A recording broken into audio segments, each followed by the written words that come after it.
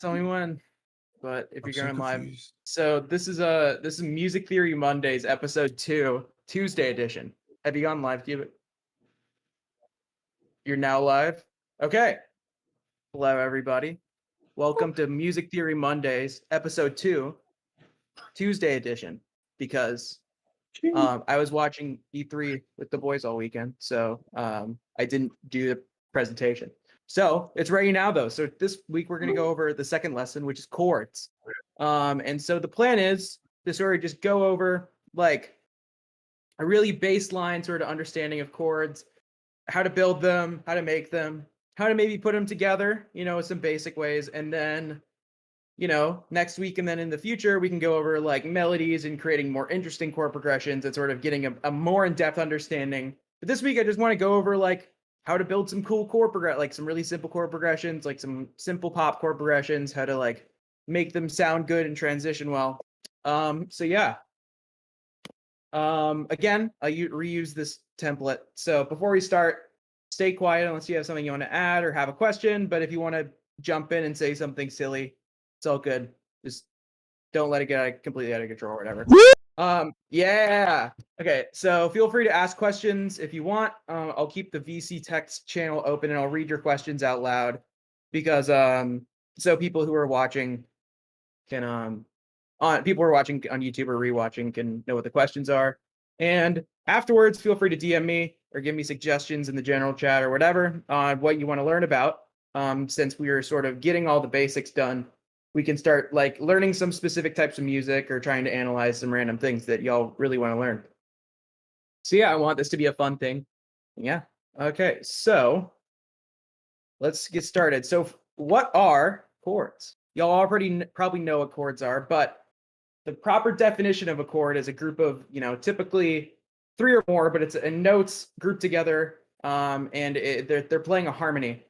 So chords are really important, and they're sort of like fundamental in creating a lot of meaningful emotion in your music, and sort of being able to convey something just besides like these surface layer ideas. And it's adding color, and the more you add, and like chords are just such a good way to add so much more dimension to your music and flavor.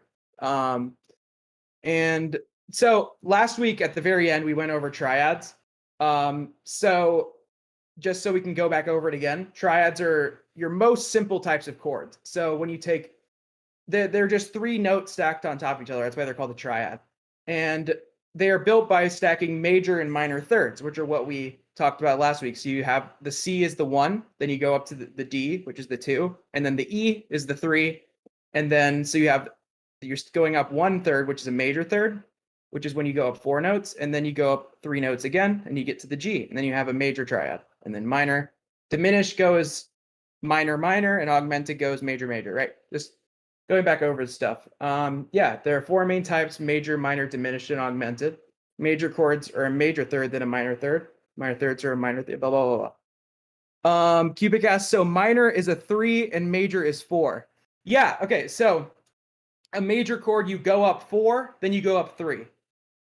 So I guess if we're looking at it from a piano roll, if we're looking at it from a piano, okay, no.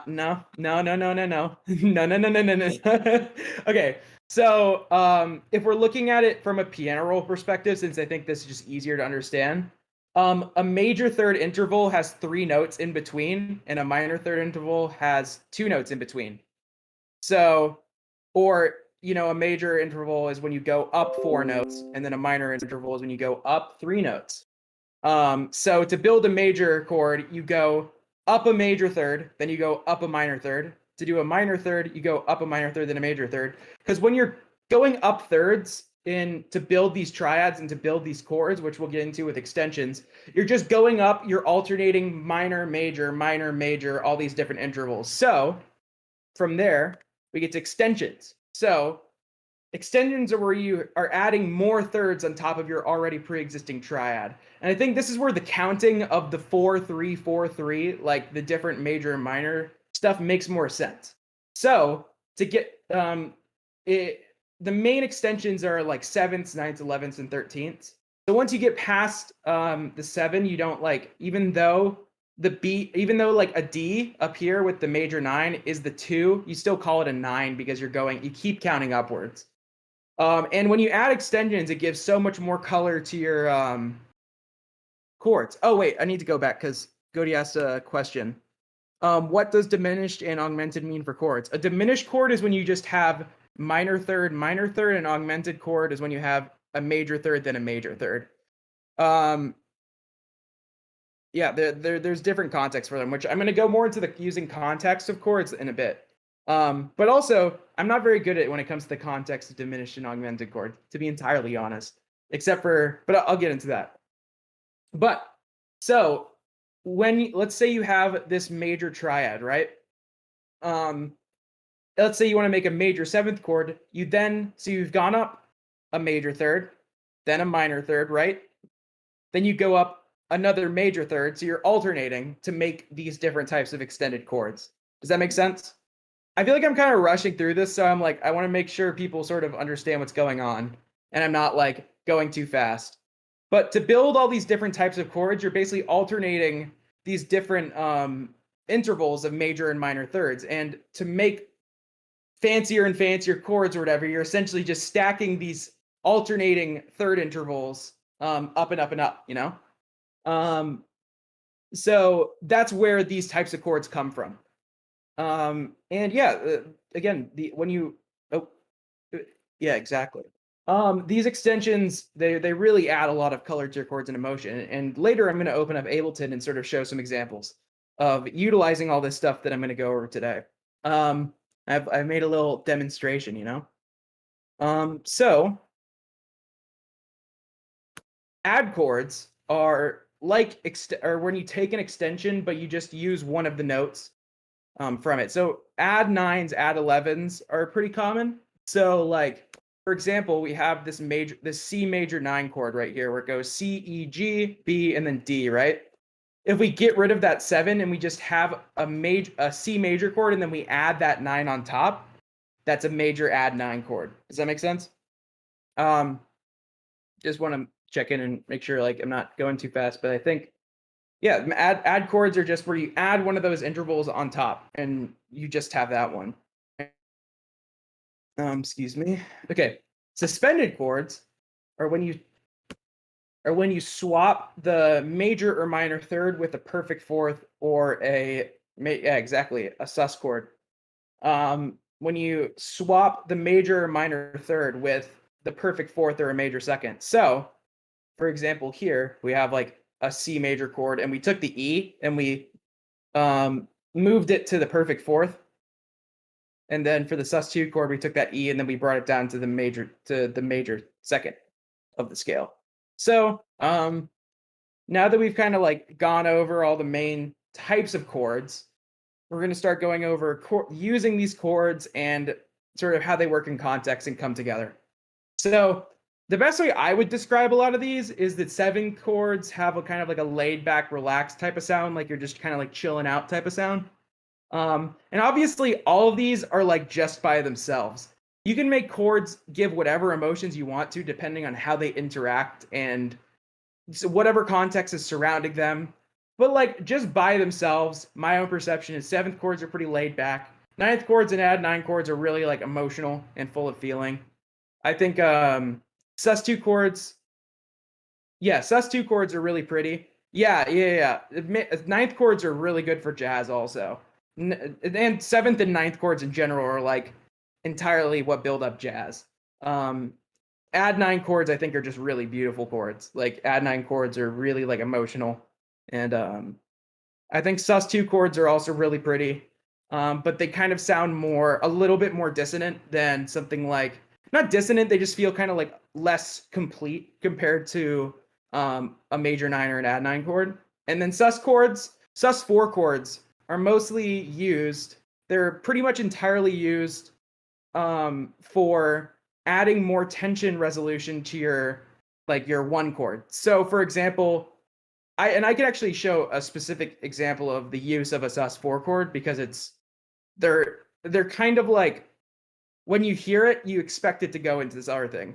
And I didn't add slides on like cadences and that type of stuff since I wasn't sure if we'll have time to like go over this week or next week, but when I open up Ableton, if y'all want to go over some of that type of stuff, then I can do that too. Okay. I'm speaking fast. Let me read through the things. Okay. Something cool, the more extensions you add, the less you need the third interval. Isn't that because of like overtones and stuff and it fills in that third interval? I'm just okay, cool. Yeah, when the more extensions you add, that third interval gets like harmonics filled in and stuff. It's cool. And then Cubic asks, what do you mean by less absolute? So like when you play, and this is something that will make more sense when I show the examples, because this is, I think, the first time where we really need to like hear what I'm talking about versus just me talking about it, because it makes a lot more sense. But absolute, when you just play like a C major chord and it's the root chord, it just sounds like very like I've ended the story, or it's your home.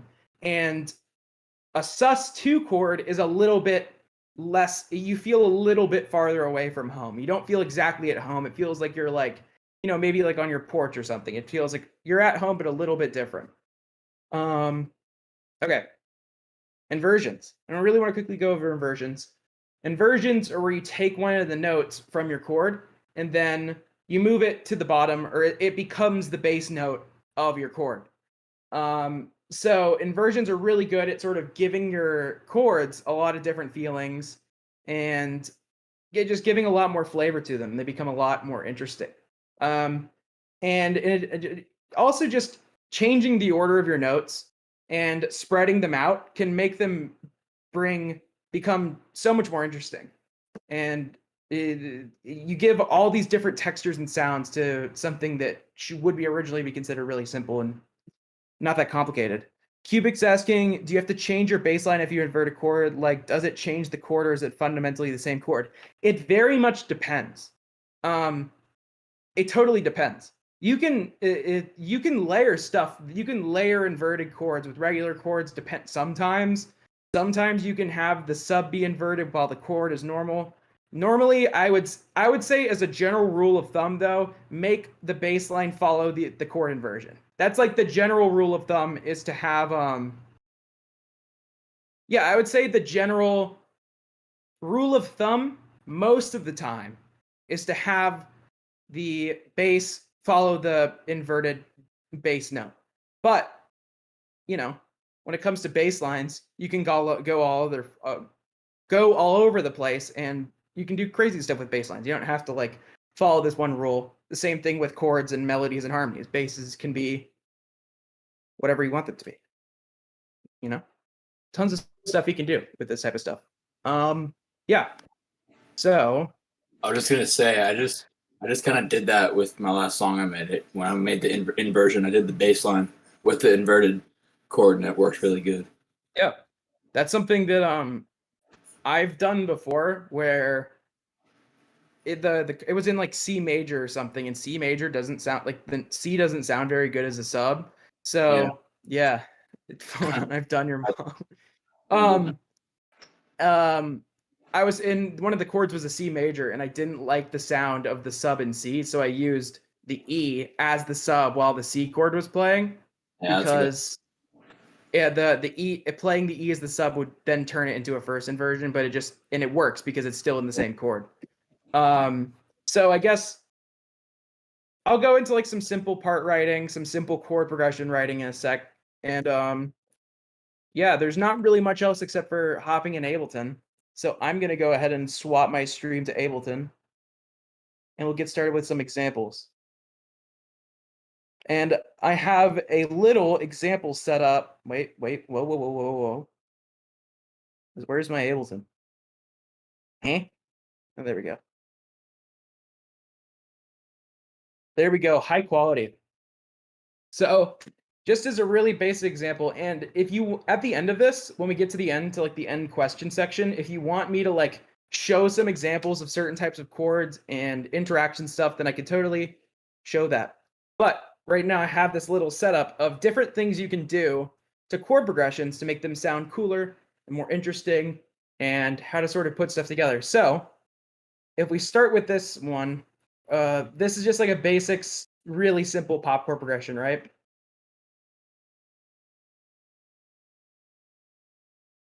right? So we're going 4, 1, 6, 5. And then Numbers. we get a. Yeah, no worries. Are you unmuted? Am I unmuted? Cool. Is that loud enough? So here we're going. This is in E major. I could swap this to.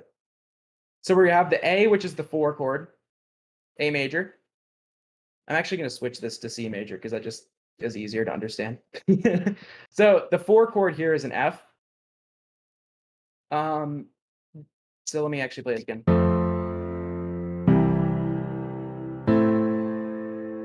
So this sounds like a really cheesy generic pop chord progression, but if we do some basic stuff, we can make it sound like this. Wait. Oh wait, this is a. Here we go. So.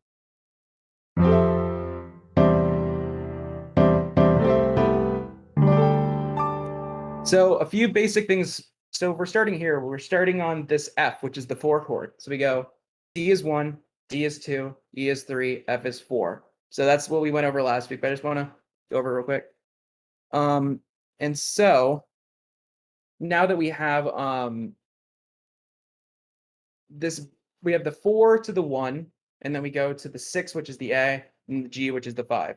Now, what we're going to do next in this set of thingies that we're going to go and add to make it more interesting is we're going to add those extensions. We're going to add, here we have this F major chord, and then we're going to add in this 7 and this 9, so it becomes an F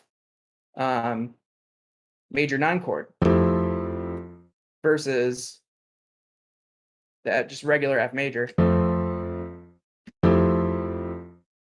Then here we have a C add 9 chord. Then we have this A minor 7, and then we have a B sus2.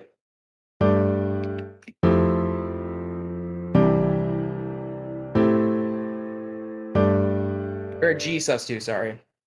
But you see how immediately that gives it a lot more color and depth, just adding these extensions to these chords and sort of filling them out a bit more, you know, adding those more interesting notes. Oh wait, hold up. Let me read this. Okay, Duncan, some I'll show the MIDI at the end. So all you do with extensions is just alternate majors and minors. It's basically adding extra notes on top, and you just go up third intervals to add more and more flavor. So like here we have this. Wait. Super generic in the.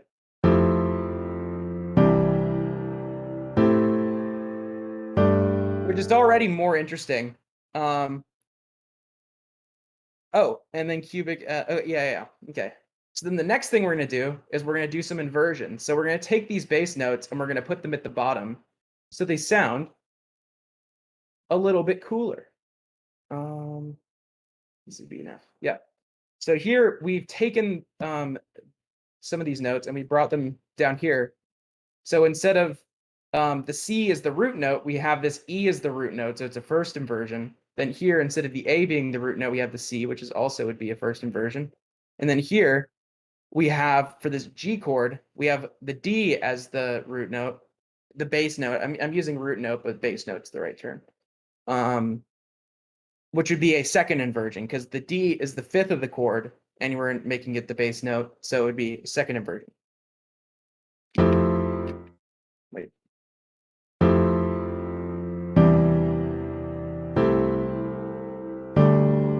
Versus, so let me.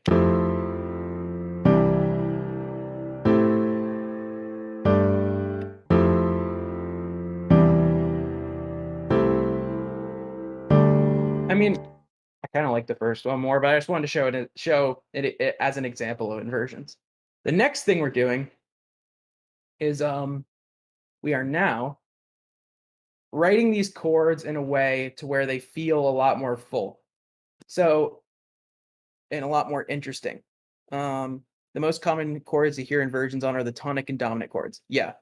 I added inversions to like most of them just decide kind of like show as an example.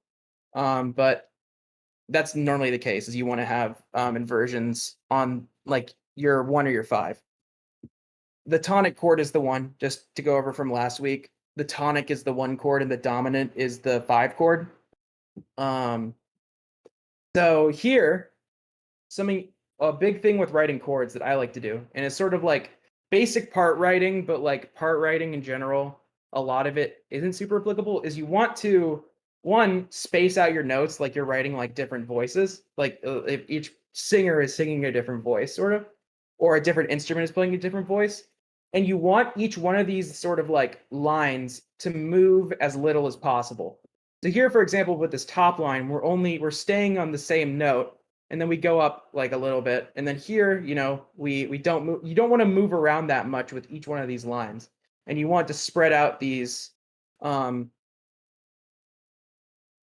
notes, so it gives it a lot more like flavor and depth. Another thing is parallel octaves and fifths. One thing is you're supposed to not double the fifth when it comes to writing chords. I think if you're writing with stuff like piano, that matters, but if you're doing stuff like electronic music, it doesn't really matter. Or like parallel octaves and fifths, which means like don't move your root note and fifth in the same direction. But I think that's just getting way too into it. I think if you're doing like real composition and stuff, it makes a huge difference. But with this type of stuff, like don't double the fifth and stuff, I don't think that's that important. Maybe people will be mad at me or whatever, but I don't think it's that important to actually like practical music theory. And that's the point of this class. It's practical music theory. It's not. It's fucking stupid. Yeah, exactly. So this one, now that we've gone from, you know, we're going.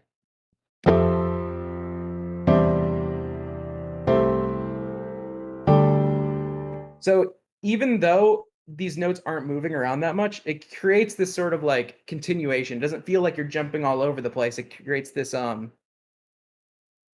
continuous sense of movement throughout your chord progression if you keep things similar. And it can sound very emotionally moving depending on like what sounds you use and what instruments you use.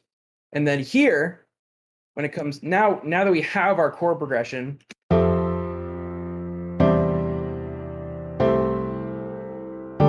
right?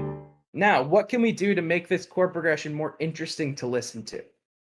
Now, the first obvious thing is just making the timing more interesting, so it's not just 4 chords in a row, because that sounds super boring. You know?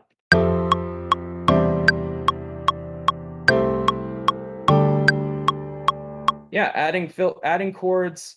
Oh yeah, Hexix add in chords in between to like transition, make things more interesting. Totally. And we can make more examples of this afterwards if we want to. And then the next thing is like, what did I do here?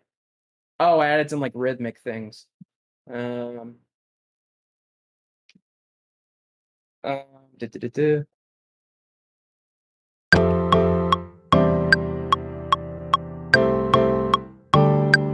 Yeah, just basic stuff like that you can do to make stuff sound at least not as much just like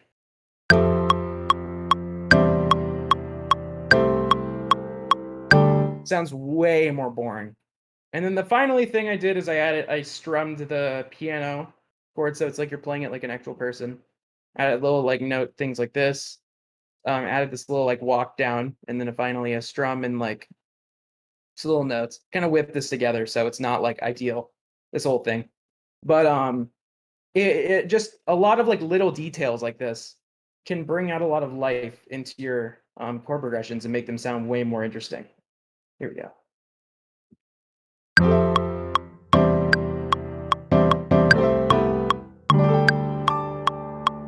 Is there a strum thing in Ableton? There's not a strum thing in Ableton. You have to do it manually. You actually do it with your fingers. Yeah, you got to do it. You got to do it by hand. You got to do every note. Move them over a little bit.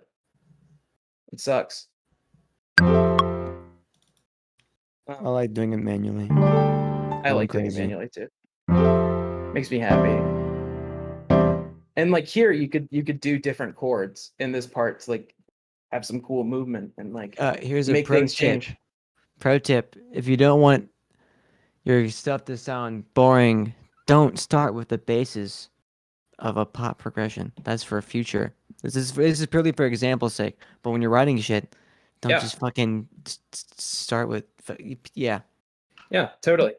Start with chords that a really good way to like write some interesting music that has cool, interesting chord progressions is start with chords that aren't traditionally transitioned from each other and try and make them fit together. Like arrange the notes in a way to where you can sort of create this interesting movement. And it's all about how you arrange these notes and stack them on top of each other. And yeah, again, I'm just using this pop chord progression as sort of like an example because it's very simple and easy to break down. And then, in the future, we can obviously go more in depth into it. But it's always a good idea to try and like, I don't think there's anything wrong with pop chord progressions if you learn how to fully flesh them out. But I don't know. What's so great about music theory is once you get down these basic ideas, you can kind of do whatever the hell you want with it. And so I'm gonna open up this MIDI file. Oh, am I able to? Oh no. I'm opening up this MIDI file. Let's go. I'm I'm opening up sorry the in cursed. I'm advance. opening up the cursed MIDI file. Here we go. Oh shoot.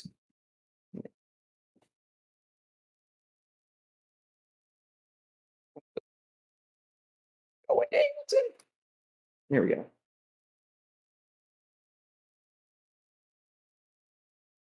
Okay. Break it down for us. I will say no comment on this. Okay, we're gonna break this down. Slow we it got- down. Slow it down. Okay, I'll do like. You want to be slow down more? No, that's good. Let me play this chorus and be listen. Okay, break it down for us. No comment. Just delete the No file. comment. Okay. Okay, that's all I wanted to do. Hell yeah. Any chord. I don't know. I think I guess I'll go back to my PowerPoint since that was just like the basic example. I guess I can show the example I was referring to earlier for a sus4 chord. And what I mean by it definitely resolves more into the tonic. I didn't even go over dominant 7 chords. I completely forgot about them. I need to go over them too.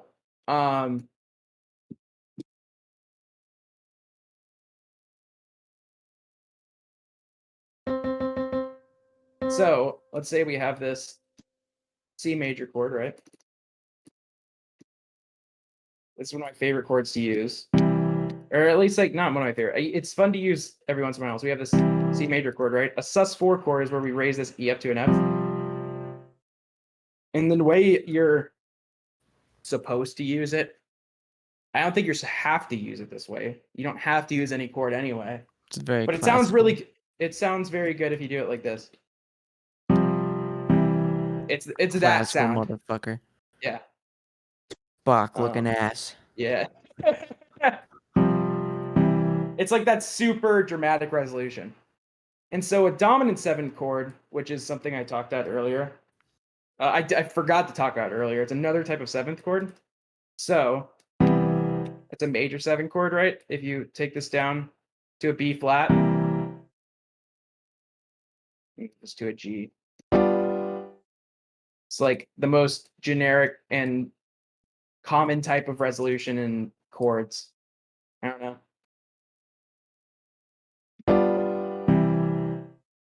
Wait.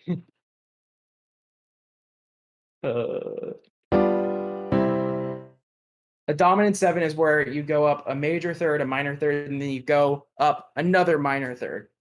So you have 3 in between, 2 in between, then 2 in between. You have a dominant 7 chord, and dominant 7 chords are they most often they want to resolve into this tonic chord, which is the 1. If I play this, it feels like it needs to resolve. And then it feels good, It gives this sense of resolution. Okay, phone Fuck enhanced resolution. resolutions. Yeah. Let me see. Cubic, that's scary. When it is sus4, it's usually used on dominant degrees because the tonic is already played. Wait, is that the case? I've only used sus4 chords for the tonic. Wait, sus4 is usually used on the dominant degrees because the tonic note is already played. Wait. In the dominant, so we got, okay. Oh yeah. You can also use your you can also use sus4 chords like this because it sounds really pretty as well. So, you know, it gives this cool, it has a very pleasant resolution to the tonic. I actually really like that. I've never used sus4 chords like that. I'm stupid. I should totally do that. I'm totally gonna use that. Yeah, that sounds really pretty. Cubic, are you going to go over how to resolve a progression in later lessons? I can go over that right now if you want me to. So like, what do you want me to go over specifically? You can turn on your mic if you want to, and like sort of like what you're trying to talk about.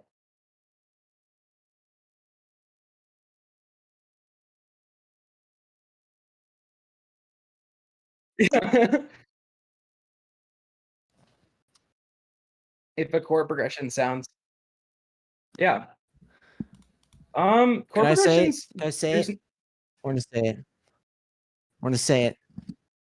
Can I say it? Yeah, I let's wanna phone shit my basically if we're since we're thinking about harmony and chords and like the most fundamental normal like way possible, the way which most of you will like probably be writing stuff in practicality is you'll be in a key, right? And to resolve just means to go back to the root of the key. That's not what it actually means, but when you're writing, you're like, I want this to resolve, and I'm in the key Yeah. of E. I How want do I this to go back. resolve? Fucking just go back to E, dude. Yeah. Okay, more If or less, it's just ending on a chord that makes its progression sound quote unquote relaxed. Yeah, or complete. The way I like to think about it, the Jacob Collier way of explaining is if you think of your tonic or your one or your root of your chord, I mean of your scale, your one chord, that's your home. And writing chord progressions should be, you should think of it. A good way to think about it, or the way I think about it, is you're going on a journey away from home and then you're coming back. And sometimes you may not come back, or maybe you go off on home and then you go and explore a little bit and you go on these different emotions and then you eventually come back home, and depending on what journey you go, and all these chord progressions are built around this, that sense of home is looming, and whatever you do sort of, you have to, I like to think about it in relation of home, and sometimes you never go back home and you're kind of in this state of like away from home and these emotions away from home, and sometimes you only hang out at home and it feels a lot more, I'm just hanging out. But a lot of times really powerful music goes on this in, a cycle of the, or what if you don't have a home? Some would say homeless. Then you don't use the tonic chord. If you're homeless, you don't use the tonic chord. You can use other chords, You can use dominant sevens. You can make your whole song in dominant sevens because dominant sevens give this sense of like wanting to resolve, but you don't, but you never go back there. So that would be cool. I don't know. There's tons of stuff you can do. I took that on my feet. I'm thinking on my feet. But yeah, if you think of like, there's each chord interval has totally different feelings that are really interesting. And I don't know. I don't know what else to talk about for this lesson. Well, I'm still in Ableton. I still want to like, if people have things they want to add in or like have questions about stuff they want to like learn specifically, or like if people want me to go over like any, I don't know. I'm kind of out of stuff for this week since I've kind of like gone over the most basic chord stuff.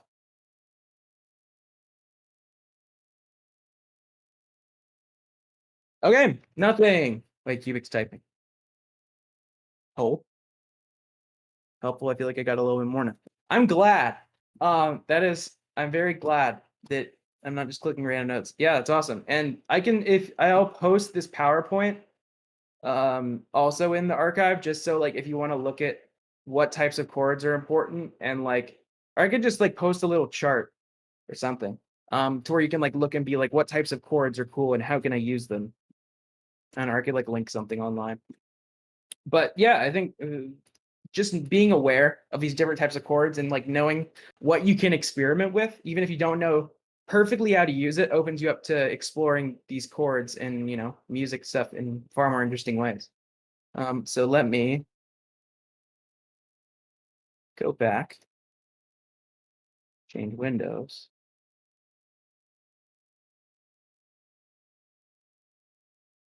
Oh, there we go. Most common pop chord progression. There we go. That was the one oh, and I didn't actually use that one. Awesome. Oh, I broke my Google Slides, guys. This is awesome. I was about, did you stop recording? Oh, I'm about to end it and just like, well, my Google Slides broke. So, hey, we ended the most scuffed way possible. That's awesome. Yeah, I was just gonna play the end card and just it would be over in a very nice and professional way like last week. But you know what? I did this all today. So, thank you all so much for coming. If you have any questions about anything or like you want me to go over anything or whatever, now's the time to ask, or you can hang out afterwards and we can talk about stuff. But I think that's it. I don't think there's anything else.